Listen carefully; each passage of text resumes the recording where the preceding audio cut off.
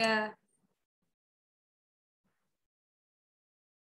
Assalamualaikum warahmatullahi wabarakatuh. Selamat malam teman-teman semua. Pada malam hari ini kami ucapkan terima kasih kepada dosen pengampu manajemen resiko dan keselamatan pasien atas kesempatannya akan hasil diskusi kami, yaitu Ibu Dr. Dian Gusta Anggraini Nursal. Pada malam hari ini kami akan memaparkan hasil diskusi kami terkait instrumen patient safety dan kami berasal dari kelompok 3. Next. Anggota kelompok 3 adalah sebagai berikut seperti yang telah tertera di slide. Boleh next. Nah, outline pembahasan kita pada hari ini yaitu yang pertama definisi keselamatan pasien, yang kedua budaya keselamatan pasien, dan yang ketiga ada instrumen patient safety. Nah, untuk pemaparannya akan dipaparkan oleh rekan-rekan saya. Yang pertama akan dilanjutkan oleh Nesta. Kepada Nesta disilahkan. Baik, sebelum membahas tentang instrumen keselamatan pasien, terlebih dahulu kita harus mengetahui apa definisi dari keselamatan pasien. Jadi, menurut Permenkes nomor 11 tahun 2017 tentang keselamatan pasien didefinisikan sebagai sistem yang mengamankan penanganan pasien. Jadi, keselamatan pasien itu adalah sistem untuk mengamankan penanganan dari si pasien. Kemudian, keselamatan pasien ini menjadi aspek penting dalam perawatan si pasien untuk memberikan perawatan yang berkualitas kepada si pasien. Di fasilitas pelayanan kesehatan, keselamatan pasien ini diupayakan dengan berbagai langkah seperti adanya kebijakan tentang keselamatan pasien, terus juga pelayanan kesehatan itu mengadakan pelatihan kepada para nakes dan juga menyediakan infrastruktur dan sarana-prasarana yang memadai dan juga aman. Next slide.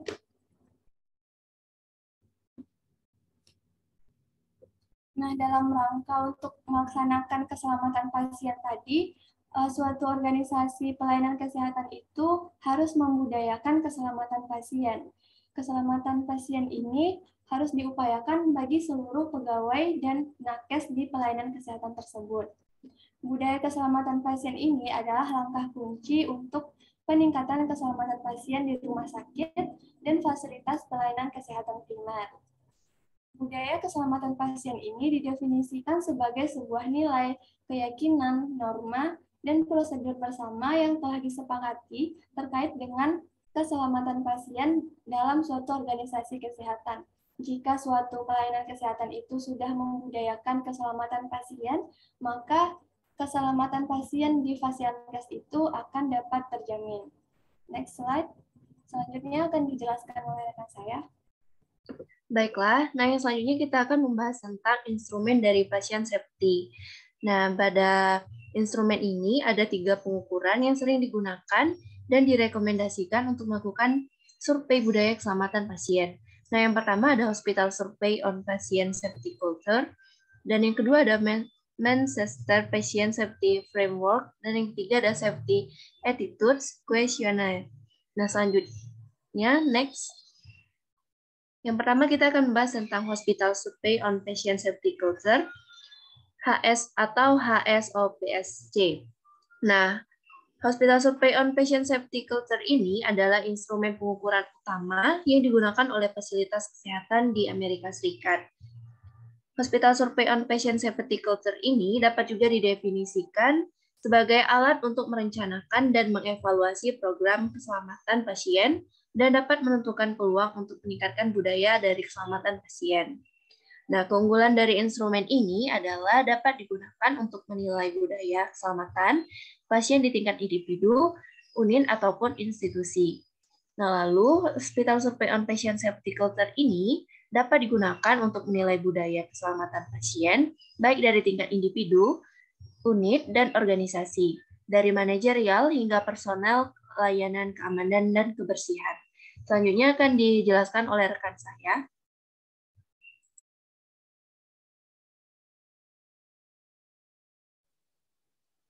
Baiklah, yang selanjutnya ada Hospital Survey on Patient Safety Culture. terdiri dari 42 item yang mengukur 12 ruang lingkup, yaitu yang pertama itu ada dimensi keterbukaan komunikasi, yang kedua ada dimensi umpan balik dan komunikasi tentang kesalahan, yang ketiga ada dimensi respon non punitif atau tidak menghukum terhadap kesalahan, yang keempat ada dimensi pembelajaran organisasi dan perbaikan berkelanjutan, kelima ada dimensi staffing, yang keenam ada dimensi harapan dan tindakan supervisor atau manajer dalam promosi. Yang ketujuh ada dimensi kerjasama 37 dalam unit. Yang ke-8 ada dimensi dukungan manajemen terhadap upaya keselamatan pasien. Yang ke-9 ada dimensi serah terima dan transisi.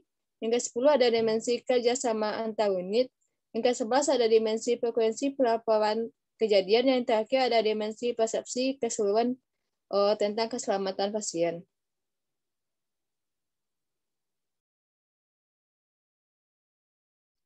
Baiklah, selanjutnya mengenai kelebihan dari Hospital Survey on Patient Safety Culture atau HSOPSC dapat digunakan untuk menilai budaya keselamatan pada tingkat individu, unit, dan organisasi. Sebuah situs web telah disiapkan untuk membantu rumah sakit mengelola pelaksanaan survei, membuat perbandingan dengan rumah sakit lain, dan melakukan benchmark terhadap data riset yang lebih besar. HSOPSC juga dapat digunakan dalam kombinasi dengan alat lain dalam studi berskala besar dan membuat perbandingan antara beberapa industri apapun dengan negara yang berbeda, yang menunjukkan beberapa tingkat validitas eksternal. HSOPSC merupakan alat ukur utama yang digunakan oleh beberapa rumah sakit di Amerika Serikat. Namun, AHRQ mendapatkan beberapa feedback tentang penggunaan alat tersebut di negara lain, sehingga terdapat kekurangan pada alat ukur ini yang menunjukkan bahwa tidak semua item yang termasuk dalam alat ini valid, reliable, dan generalizable. Next.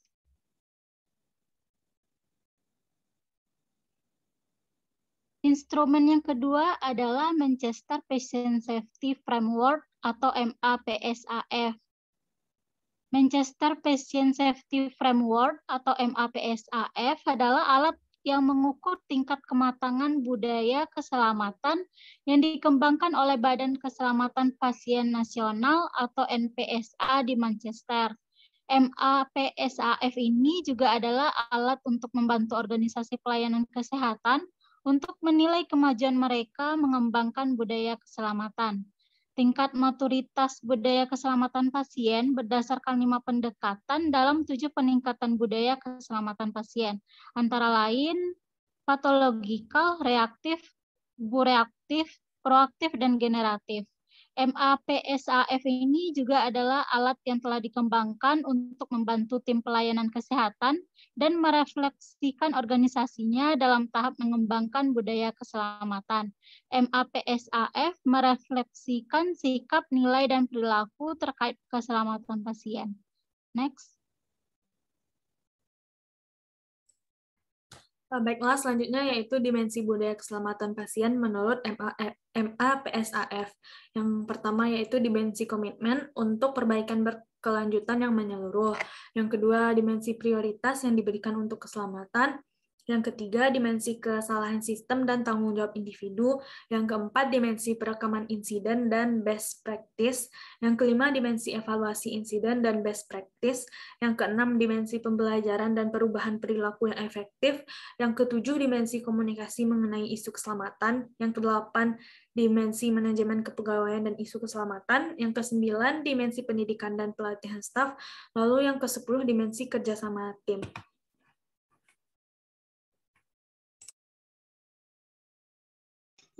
Baiklah, yang selanjutnya itu ada 5 tingkat maturitas dalam budaya keselamatan menurut Manchester Patient Safety Framework. Yang pertama itu patologis, di mana patologis ini belum memiliki sistem yang mendukung budaya keselamatan pasien. Lingkungan kerja masih bersifat menyalahkan atau blaming, lalu informasinya disembunyikan, pelapor atau messengernya ini dibunuh, pertanggungjawaban diarahkan, dan juga koordinasi dilarang. Yang kedua itu ada reaktif, di mana sistem ini bersifat fragmentasi, yang dikembangkan hanya sekedar menjawab akreditasi organisasi dan reaktif terhadap insiden atau cedera medis yang terjadi. Yang ketiga itu birokratif, Birokratif ini sistem tertata dengan baik, namun implementasinya masih bersifat segmental. Yang keempat itu proaktif, organisasi yang menempatkan nilai yang tinggi dalam memperbaiki keselamatan pasien yang tampak dalam investasi yang diberikan dalam perbaikan berkelanjutan pada keselamatan dan memberikan penghargaan bagi staf yang meningkatkan keselamatan pasien. Yang terakhir itu generatif, di mana budaya keselamatan pasien menjadi misi sentral dalam organisasi. Organisasi ini selalu mengevaluasi efektivitas intervensi dan selalu belajar dari kegagalan dan kesuksesan. Next. Yang selanjutnya itu ada Safety Attitude Questionnaire atau SAQ, di mana memiliki 6 dimensi. Yang pertama itu kerjasama, iklim keselamatan, kepuasan kerja, kondisi stres, persepsi manajemen, dan kondisi kerja. SAQ sendiri ini berasal dari The Flight Management Attitude Questionnaire atau FMAQ, yang dimana ini itu adalah sebuah survei faktor manusia yang digunakan untuk mengukur budaya kokpit dalam penerbangan komersial. SAQ ini merupakan instrumen yang menitik beratkan pada iklim keselamatan, dan dalam instrumen ini juga tim-tim dalam organisasi diminta untuk menggambarkan sikap mereka terhadap 6 dimensi tersebut. Penggunaan instrumen SAQ ini cukup luas dan dapat digunakan berbagai institusi kesehatan dan non-kesehatan. Selain itu, instrumen SAQ juga dapat disesuaikan secara spesifik dengan unit tempat penilaian budaya keselamatan yang akan dilakukan. Misalnya, itu instrumen SAQ yang ditunjuk untuk unit rawat jalan atau layanan primer. Pengisian kuesioner SAQ sendiri itu relatif cepat dan singkat, serta dapat digunakan sebagai instrumen evaluasi setelah diberikan intervensi. Namun, di beberapa institusi, SAQ sendiri dianggap terlalu sederhana karena sehingga dianggap kurang memadai untuk menjelaskan hal-hal tentang dimensi yang ada dalam budaya yang diterapkan. Selanjutnya.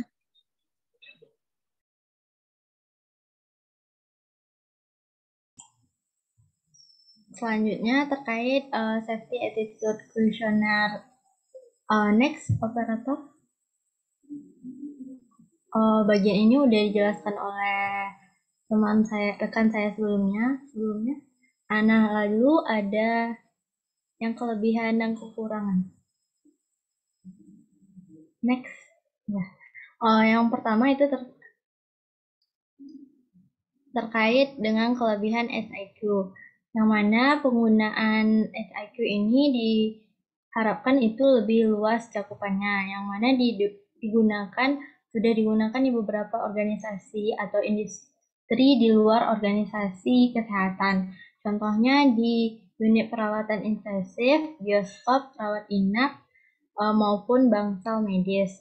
Nah, lalu SIQ sendiri merupakan salah satu alat yang paling umum digunakan dan validasinya relatif singkat, tinggi, dan ketat untuk mengukur iklim keselamatan di perawatan kesehatan. Nah, fitur yang membedakan SIQ sendiri dengan yang lain adalah adanya skor yang lebih tinggi pada survei ini tentang data outcome pasien dan staf yang prioritas. Lalu terdapat juga kelemahan tentang SIQ ini, yang mana alat ini cenderung memiliki tingkat respon yang rendah pada responden, yang rata-rata sekitar setengah dari staf diminta untuk menyelesaikan survei tersebut. Nah, selanjutnya next akan dikembalikan kepada moderator. Nah, sekian pemaparan dari materi yang kelompok 3 dapat sampaikan. Mungkin kita tutup saja pemaparan materinya. Untuk audiens yang ingin memberikan tanggapan, saran, dan kritik ataupun pertanyaan dapat menghubungi langsung kepada member dari kelompok 3. Sekian, terima kasih. Assalamualaikum warahmatullahi wabarakatuh.